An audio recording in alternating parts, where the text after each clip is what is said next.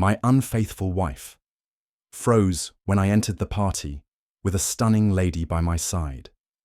What happens when the mask of a perfect marriage slips in front of a glittering crowd? Ryan Carter steps into the gala, heart pounding, with the radiant Olivia on his arm, a vision that stops the room cold, but whose eyes burn hottest in the sea of faces. Sarah, his wife, stands frozen, her hand slipping from her lover's arm as the truth she thought buried begins to claw its way out. Did she think Ryan would never uncover her year-long affair with Derek, the smug fitness coach? Or that he'd stay the devoted husband, blind to her lies? The air crackles with unspoken questions as Sarah's polished facade crumbles. What game is Ryan playing? And how far will he go to unravel her deceit? Every glance, every whispered word between him and Olivia is a calculated strike, a mystery unfolding under the chandeliers. This isn't just a party, it's a battlefield where loyalty is a ghost and revenge is dressed in elegance. As Sarah's panic rises, one thing is certain: Ryan's silence is louder than her lies, and tonight the truth will demand its spotlight. My cheating wife froze in disbelief as I walked into the gala with a stunning, poised woman by my side, her mouth parted slightly, the fake smile she wore for everyone else melting into a twitch of panic. For the first time in 5 years, I watched Sarah, the woman I married, speechless, and it felt damn good. Her hand, still resting lightly on the arm of that slick-haired guy in the charcoal suit. Derek, her fitness coach, slowly retracted like a snake slithering back into its hole. I almost laughed. She didn't even have time to pull it off smoothly. It was awkward, obvious, guilty. I leaned closer to the woman beside me. Olivia, tall, graceful, confident, and whispered just loud enough for Sarah to hear. See her? That's Sarah, the one who thought I'd never find out. Sarah took a step toward me, her heels clinking like she was walking over shattered glass. "Ryan, what is this?" she hissed, trying to sound calm, but her voice cracked at the end. I didn't answer. Not yet. The silence between us stretched just enough to make her squirm. She always needed control, and tonight I snatched it right out, from under her. 2 weeks earlier, I was still clueless. Still the husband who made her coffee every morning, kissed her forehead before work, sent stupid texts with heart emojis like some naive puppy. And she'd look me in the eye and lie without blinking. The night I found out, I wasn't even suspicious. I'd come home early from a late client meeting. I wanted to surprise her with takeout and maybe a slow night on the couch. But when I walked in, the place smelled like cologne that wasn't mine, and the bedroom light was on. She wasn't there. The bed was freshly made, tighter than she ever bothered to do it. I checked the hamper. Nothing. Checked her closet. 2 outfits gone. Heels and a cocktail dress that she never wore for me anymore. Then I saw it. Her phone. She left it charging on the nightstand.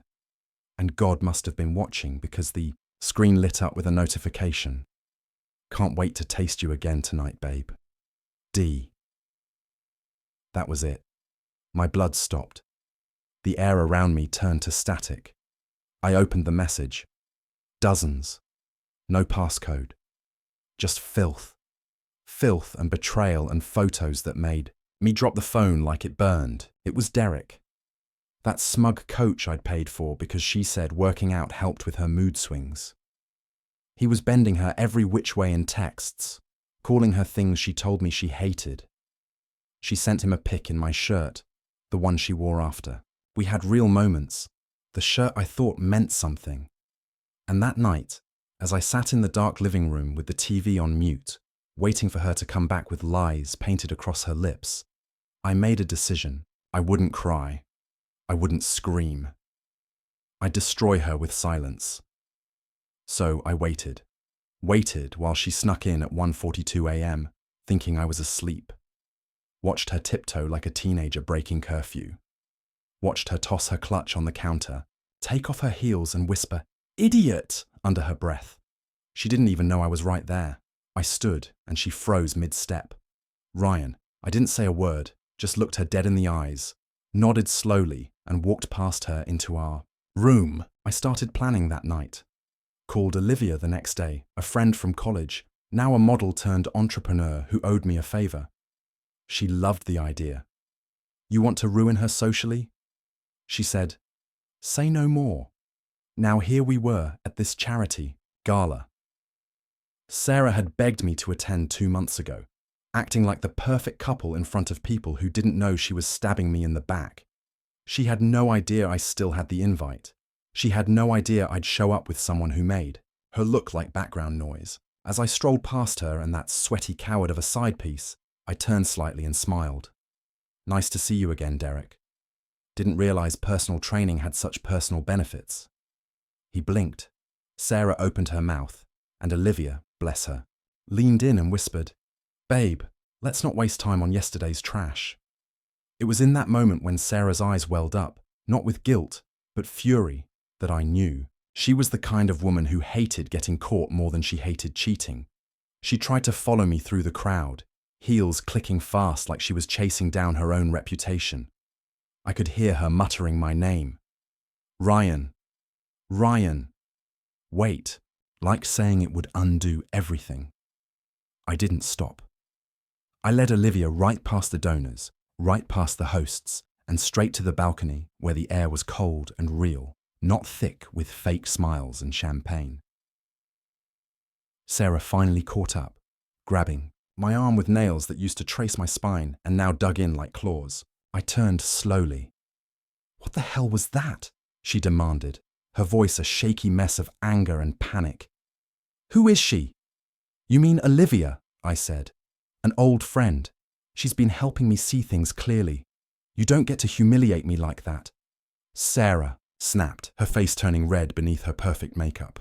I laughed. I couldn't help it. Oh, I don't.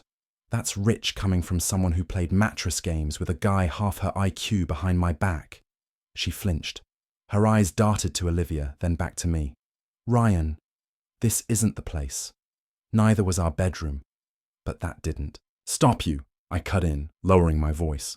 Tell me, Sarah, did you even care if I found out, or were you just bored? Don't turn this around on me, she hissed. You've been distant for months. I felt alone. And instead of talking to me, you let some gym bro rearrange your priorities. Olivia gave her a smirk. Sarah looked like she wanted to claw it off her face. I made a mistake, she finally said, crossing her arms. One, and it didn't mean anything. One, I said, leaning in. You want to tell me which one was sending you messages about hotel room numbers every Friday night? Or the one where you moaned about how I was too nice and boring while Derek gave you the thrill of being someone's dirty secret? Her lips tightened. She realized I knew everything. Her whole face dropped for a second. Then, just like that, she flipped. You're pathetic, she said. Dragging me here like this. You're so insecure you had to put on a show with some Barbie doll just to feel like a man again. Better than crawling into his side piece's bed just to feel something, I shot back. For a moment, we both stood there. Not husband and wife, just two people standing in the ruins of what we used to be. And damn, it burned. I looked at her. Really looked. The woman I'd built a life with. The woman I'd shared secrets with. And all I could see now was a liar wrapped in designer clothes, trying to cry her way out of consequences. I want a divorce, I said. Her eyes widened. She hadn't expected that. You're overreacting. No, I said. I'm finally reacting. She laughed, bitter and cold. You think anyone's going to want you after this? After your little pity party act? I turned to Olivia. She raised an eyebrow. You're wrong, I told Sarah. I already want me. That's more than I can say for the last few years living under your manipulation. She stared at me like she didn't recognize the man in front of her. Maybe she didn't. Maybe she only ever loved the version of me that bowed to her chaos and kept quiet. I walked away then, left her standing there alone with her pretty lies unraveling one thread at a time. Inside the ballroom, Olivia squeezed my hand. You good? I nodded. I wasn't. Not fully, but I would be. As we reached the exit, I could feel Sarah's eyes boring into my back like she was trying to drag me down with a look, but I didn't turn around. Not anymore. The drive home was silent, but it wasn't empty. Olivia didn't ask questions. She didn't need to. I was breathing again for the first time in months, maybe years, and the weight that had been pressing on my chest finally cracked loose. I dropped her off with a soft, "Thank you," no explanations. She didn't press for one. Just touched my shoulder before stepping out into the night like some guardian that came exactly when I needed her and disappeared just as easily. When I walked into the house, it was quiet, too quiet, the kind of silence that wraps around you like a noose. Sarah wasn't home yet. She probably stayed back sulking or spiraling, maybe calling her snake of a coach for comfort or to vent about how I dared to fight back. I sat in the kitchen, same place I used to wait for her with dinner, same damn chair, same view of the fridge covered in photos that meant nothing now. I stared at one of them. Our anniversary in Aspen. Her smile was wide, her eyes sparkling. I'd taken that photo thinking I was capturing a memory. Now I just saw the lie. She came home 2 hours later, slammed the door like she paid the mortgage, walked, in like I hadn't just shattered her double life. "You humiliated me," she said first. No apology, no regret, just fury. I turned to her slowly. "Good." She blinked. "Good?" I stood. Yeah, because the only thing worse than being cheated on is pretending, like it never happened just to protect your image. "You're throwing away everything," she hissed, stepping closer. "For what? Some attention." I laughed. She still didn't get it. "Sarah, you already threw it away. I'm just putting it in the trash where it belongs." She stared at me, and for the first time I saw her rage give way to panic. "You're not serious, Ryan. You don't throw away 5 years over a mistake." "It wasn't a mistake," I said. "It was a pattern. You just never thought I'd catch on." She tried to touch my arm. I stepped back. Her face tightened. "Ryan, you've always been emotional. You twist things in your head. That's what this is. You need time." "You've been lying to my face for over a year," I snapped. "You think I need time? I need truth. And you sold me fairy tales while you let another man undress you behind my back." Her mouth opened, closed. She had nothing. And then, like the devil had tapped her shoulder, she smirked. "You know what? Fine. You want a divorce? Great. Maybe I'll finally have a man who isn't so goddamn needy." I nodded. "Perfect. And maybe I'll have a woman who doesn't treat marriage like a side quest." She rolled her eyes, walked toward the bedroom, muttering something under her breath. And that's when I followed. "I packed your things," I said, standing in the doorway. She stopped, turned slowly. "You what?" "I packed your things. They're in the guest room. Movers come in the morning." She blinked. "You can't do that." I just did. She crossed her arms. "This house is half mine. For now, but trust me, you'll walk away with a hell of a lot less than you think." "You wouldn't. I would. And I've already got a lawyer. So, go ahead. Call Derek. Maybe you two can share his 1-bedroom apartment once he gets fired for screwing a client's wife." Her jaw clenched. "You're cruel." "No," I said, stepping closer. "You just finally ran into someone who stopped letting you get away with being heartless." She stormed off, slammed the guest room door behind her, and for the first time in a long time, I slept soundly, in my own damn bed, alone, peacefully. And when I woke up, I didn't check my phone to see where she was because I didn't care anymore. The next morning, the sky outside was dull and grey, like it knew the storm inside these walls wasn't over. I got up early, brewed a pot of coffee, and sat at the kitchen table with the quiet hum of the refrigerator as background noise. The air felt clearer, still heavy, yeah, but breathable. At 9:03 a.m., sharp, the movers showed up.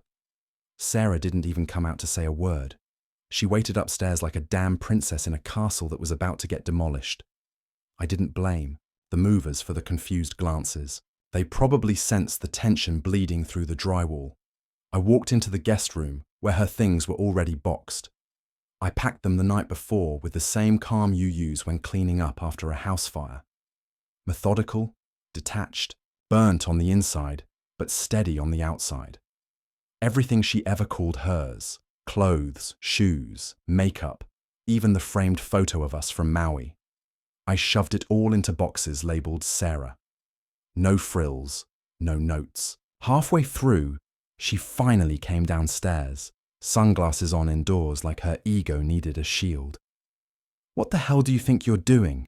she asked, arms crossed over a designer hoodie that probably still smelled like him.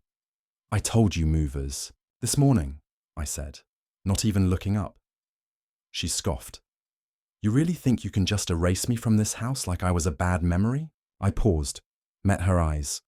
"Sarah, you didn't become a memory. You became a lesson." That hit. I saw her mouth twitch, but she swallowed whatever venom she was preparing to spit. "You know what?"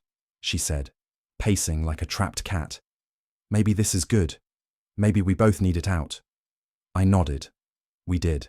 I just didn't realize it until I saw you pretending to be in love with someone else while calling me your rock. She smiled, cold and cutting. "You were never a rock. You were a routine." And just like that, I realized she wasn't even trying to fix it. She wasn't sorry. She didn't want to be forgiven. She wanted to win. Even now, standing in the ruins of what we built, she wanted to come out on top. Like this was a game she could still score points in. The movers finished in under an hour. She left without another word, stepping into a black SUV like a ghost sliding back into the dark. And me? I stood in the doorway as the engine faded down the block, hands in my pockets, chest hollow, but light. It was over, but the pain didn't leave with her. The next few days blurred together. Paperwork, lawyer calls, emails that made my hands shake. Nights were the worst. The silence screamed. My phone was dry. No, "I love you." No fake affection. No texts at all. At first I checked out of habit. Then I stopped because even my phone was tired of pretending. On the 5th night, I found myself scrolling through our old photos. Honeymoon in Miami. Christmas by the fire. That one dumb picture of us in matching hoodies that I used to love and now wanted to burn. I watched our smiles twist into lies and my stomach turned, but something shifted in me. This wasn't just betrayal. This wasn't just about her and Derek or what she did in the dark. It was about me forgetting who the hell I was.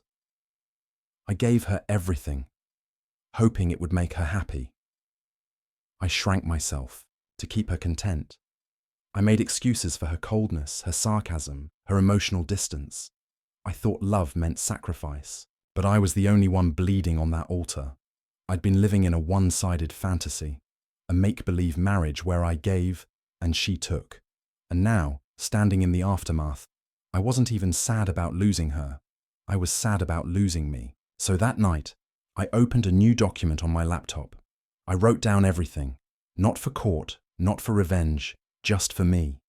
The lies, the warning signs, the way I gaslit myself into believing I was lucky to have her. I listed it all out like a confession to myself, and at the bottom of the page I typed, "Next time, choose peace over pretty," and I meant it. 2 weeks passed. Her scent was gone from the pillows. The closet, once overflowing with dresses and shoes she'd never wear for me, sat half empty like a museum of silence. I stopped sleeping on my side of the bed, started sleeping in the middle like I was reclaiming my space inch by inch. Then one Thursday afternoon, I got the message. We need to talk, face to face. Sarah. I stared at it for a long time. Not because I was confused. I knew exactly what this was. The panic phase. When the thrill fades, when the fling starts asking questions, and reality crawls in through the cracks. I didn't respond. I waited. Next day, she called. I let it ring. Then that evening, she showed up unannounced. Same coat she wore on our 3rd anniversary. She stood at the door like she was still entitled to be let in, like this was still her castle. I opened the door, didn't move, just stared. She smiled, fake and nervous. Hi. I didn't say anything. Can I come in? She asked. No. She blinked. Ryan, please. I just need 10 minutes. I sighed, stepped outside, and pulled the door shut behind me. 10. We stood on the porch like strangers on a battlefield. She looked thinner, or maybe just worn out. Not my problem anymore. I made a mistake, she said. A real one. And I know I don't deserve anything from you. But I can't stop thinking about everything. About us. I nodded. I believe you made a mistake. Many, actually. I didn't know what I was doing, she said quickly, like she'd rehearsed it. Derek, it wasn't real. It was stupid. He made me feel wanted. I cut in. Excited. Desired. Yeah. I read the messages. You don't need to explain the kind of thrill you were chasing. She shut her mouth. I was angry, she continued. I thought maybe you'd moved on too fast with that woman, Olivia. You knew how that would look. I stared at her. You had your secret for a year. I had mine for one night. Let's not pretend we're even. She looked down, then back up. I miss you. No, Sarah. You miss what I gave you. You miss the version of me that let you walk all over him and called it love. She winced. Good. I wanted it to sting. You can hate me if it helps, she said. I don't, I answered. I don't hate you. I pity you. That broke her. Her chin trembled. Do you love me at all? I loved the person I thought you were. That version. I would have taken a bullet for her, but she never existed. She looked like she might collapse, but I wasn't holding her up anymore. She took a deep breath, reached into her coat, and pulled out a letter. I wrote this. You don't have to read it now or ever. But it's everything. The truth. What I felt. What I lied about. I took the envelope, folded it, and put it in my jacket pocket without a word. Then I opened the door, stepped inside, and closed it. Didn't say Jetta. Didn't look back. Later that night, I took the letter out, stared at it under the kitchen light. I didn't open it, just watched the paper like it might suddenly scream an apology that sounded real. Then I lit a match. Watched. It burned slow in the sink, curling into black ash. No closure, no final words, just fire. That was all she ever gave me. And now, I gave it back. Let her live in the silence she created. A month later, I stood in front of the mirror and barely recognized the man staring back. The bags under my eyes were lighter, my shoulders straighter. I didn't flinch every time my phone buzzed. I didn't sleep with tension clenched in my jaw, waiting for some imaginary storm to hit. The papers came in on a Wednesday, finalized, signed by a judge who didn't know either of us, but made our split official with a stamp and a date. Just like that, 5 years collapsed into a few lines of legal text and a cold signature. I didn't celebrate. I didn't cry. I just sat at the table, laid the envelope flat, and whispered to myself, done. That weekend, I got a call from Lucas, my best friend, the guy who warned me once months ago. Ryan, she doesn't look at you the way you look at her anymore. I told him to shut up back then. I told him he didn't get it. Turned out he did. Better than I ever wanted to admit. We met up for drinks, something we hadn't done since before, the whole mess. I told him everything. No edits, no tough guy act, no pride. He listened, didn't interrupt, and then finally said, "You know, man, I watched you die a little every month. You're breathing now. I can see it." That hit hard. Not because it was dramatic, but because it was true. There's a type of dying no one notices. The kind where your spirit bleeds out slowly from betrayal, from emotional starvation, from pretending things are fine just to avoid confrontation. I had lived in that silence for too long. The next morning, I woke up to a message from a number I didn't recognize. It was a picture. Sarah on a yacht, sitting on Derek's lap. She was laughing. He was drinking. Below it, just one sentence. Thought you'd want to see who she picked. No name, no signature. I stared at it for a while. Not angry, not jealous, just blank. I deleted it because it didn't matter anymore. She picked him, sure, but I picked me. I spent the next few weeks cleaning house, physically and mentally. Donated every photo, every keepsake, every fake little token of a love that turned out to be a performance. I scrubbed the apartment, repainted the walls, bought new sheets, got rid of that damn hoodie she used to steal. Even my Spotify looked different now. No more sappy playlists we made on road trips. Just silence, jazz, heavy metal, whatever I felt like in the moment.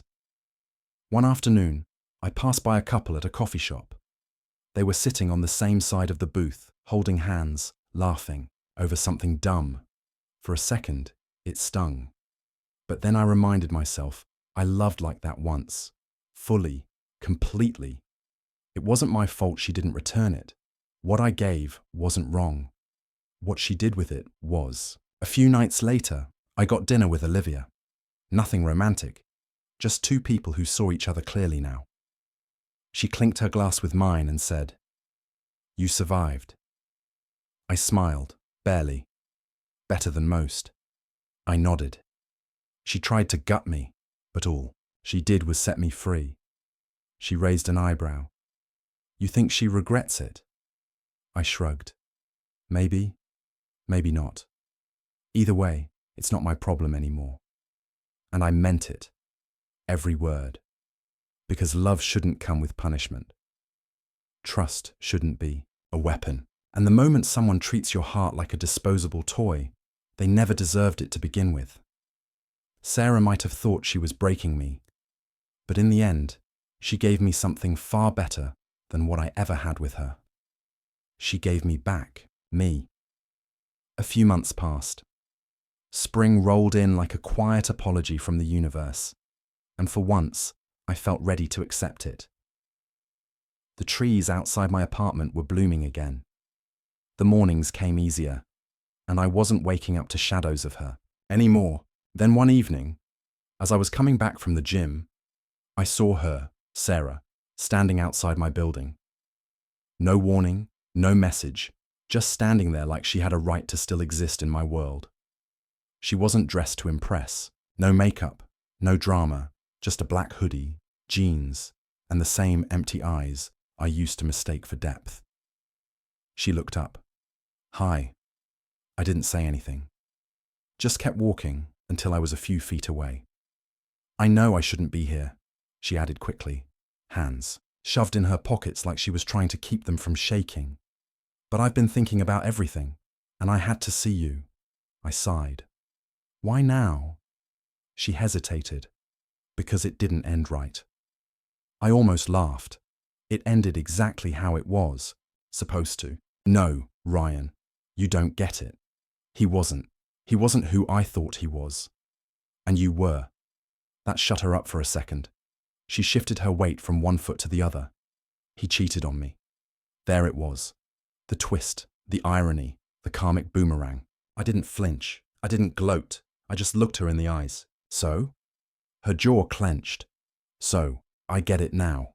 "No," I said, stepping closer. "You get what it feels like to be you. You don't get me. You never did."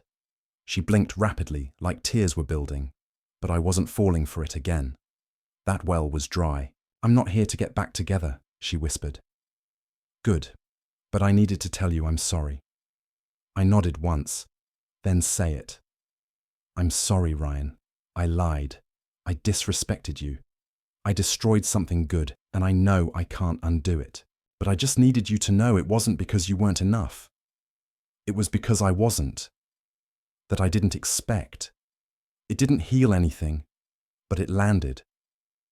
I stayed silent for a moment, then said, "Thanks for saying that." We stood there, two ghosts talking in the flesh. She looked down. "Are you seeing anyone?" I didn't answer right away because the truth was, I wasn't. Not really, but I was free. I was learning myself all over again, and that meant more than any rebound. "I'm seeing peace," I finally said, "and I'm not trading it for chaos." She gave a small, sad smile. "You really have changed." "No," I said. "I just stopped shrinking." Sarah nodded slowly. Then she turned and walked away. No hugs, no promises, no final words, just distance. I watched her go until she disappeared around the corner, and right then I realized closure doesn't always come in forgiveness. Sometimes it comes in watching the storm that once wrecked you walk away with nothing left to break. That night, I opened my window, let the spring air in, and played a playlist I'd made just for me. No memories attached, no shared meaning, just music that made me feel alive because I was. And for the first time in a long, long time, I wasn't surviving. I was living. Weeks melted into months. The kind of peace I once thought was a myth started to feel normal. I didn't look over my shoulder anymore. I didn't wake up thinking about her face or his name or the things I'd said in the heat of betrayal. The ghosts got quieter. I travelled. Nothing fancy, just places I used to say I'd visit. One day, took my time, sat by oceans, ate alone without feeling lonely. I learned how to be with myself again without needing someone to fill the silence. That was new. That was powerful. People asked sometimes, co-workers, old friends, even distant cousins, what happened. I gave them the short version. We grew apart. Let them imagine the details. Not because I was protecting her, but because I didn't need to keep bleeding just to prove I'd been wounded. One night, I got a message from a number I didn't know. A woman named Emma, a friend of Sarah's, apparently. She wrote, "I know this is random, but I wanted to tell you something. I always saw how Sarah treated you. I don't know how you stayed as long as you did. You deserve better. Still do." I stared at that message for a long time. Not because I needed her validation, but because it reminded me other people saw it too. I wasn't crazy. I wasn't weak. I was loyal, and that loyalty had been abused. I replied with 2 words, "Thank you." Closure wasn't a moment. It wasn't Sarah crying on my doorstep or some poetic final kiss. It was 1,000 little choices. Deleting her photos without shaking, not checking her socials, smiling when I passed a couple and feeling hope instead of bitterness. It was learning that healing is slow, quiet, and deeply personal. The final piece clicked into place the night I walked past a wedding in the park. The bride was laughing, spinning under lights, music echoing into the dark. For a second, I felt a twist in my chest. Not pain, not envy, just memory. Then I smiled because I didn't see Sarah in that dress. I saw a possibility, and I knew, deep down, that when love comes again, and it will, I'll be ready, wiser, stronger. No longer looking for someone to complete me, just someone to walk beside me, equal and real. So if you're reading this and you're where I was, lost, betrayed, questioning your worth, listen closely. You are not broken. You are not stupid for loving deeply, and you sure as hell don't owe anyone your silence. The right person will never make you feel like you're too much. The wrong one will always make you feel like you're not enough. Learn the difference. Walk away with dignity. And remember, losing someone who lied to you is not a loss. It's freedom. I didn't just survive her. I outgrew her. And that, right there, is the best revenge of all. In the crucible of betrayal, Ryan Carter discovered a truth that reshaped his soul. The deepest wounds forge the strongest selves. Sarah's year-long affair, exposed under the gala's dazzling lights, was not just a betrayal, but a mirror revealing Ryan's own sacrifices. Years of shrinking to fit her narrative, her lies, woven with Derek's deceit, shattered their marriage. But from those shards, Ryan rebuilt a life rooted in self-worth. To those entangled in similar webs of infidelity, let Ryan's journey illuminate your path. Trust the quiet unease that whispers of betrayal, for it guards your heart. Document the truth, not to wound, but to anchor your resolve. Love should never demand your diminishment. It should amplify your essence. Walk away from those who weaponize your trust, and embrace the solitude that follows. It's where you reclaim your power. Ryan's victory was not in Sarah's downfall, but in choosing himself, burning her hollow apologies to ash. Never let guilt chain you to a liar's chaos. Instead, seek peace, as Ryan did, in small acts.